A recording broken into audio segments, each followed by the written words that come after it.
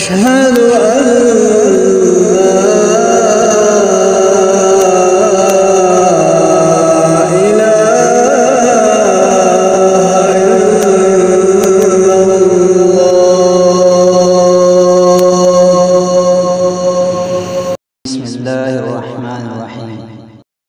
شادی میں رکاوٹ ڈالنے کے جادو کا علاج بدم۔ بعض خبیث کسی کے کہنے پر کسی لڑکی یا لڑکے پر کوئی جن مسلط کر دیتے ہیں جو اسے شادی سے انکار کرنے پر مجبور کرنے کے لیے کئی ہتھ کنڈے استعمال کرتا ہے۔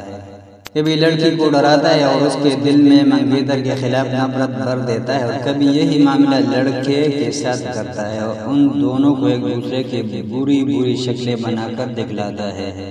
ایسے مریض لڑکے یا لڑکی کو نمازوں کی پابندی کرنے اور گانا موسیقی ترک کرنے کا حکم دے اور ساتھ ہی ان کا علاج کرے۔ نمبر 1، سونے سے پہلے باوضو ہو کر وہ آیت الکرسی سورہ البقرہ آیت 255 پڑھے۔ نمبر 2، سونے سے پہلے ہی معوذتین سورہ الفلق اور سورہ الناس پڑھ کر اپنے دونوں ہاتھوں پر پھونک مارے، پھر اپنے پورے جسم پر ہاتھوں کو پھیرے، اپنے چہرے سے شروع کرے اور پھر جسم کے سامنے کے حصے پر اور پھر بقیہ سارا جسم یمن 3 بار دہرائے۔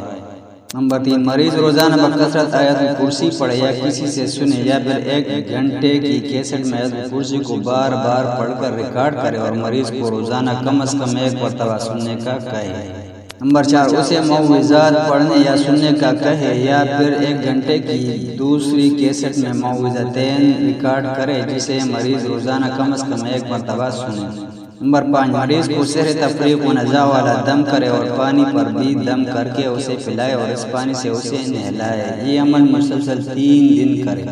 نمبر 6، مریض نماز فجر کے بعد 100 مرتبہ یہ ذکر کرے، لا الہ الا اللہ وحدہ لا شریک لہ لہ الملک ولہ الحمد وہو علی کل شیء قدیر۔ یہ سلسلہ 1 ماہ تک جاری رکھیں، انشاءاللہ مریض شفا یاب ہو جائے گا۔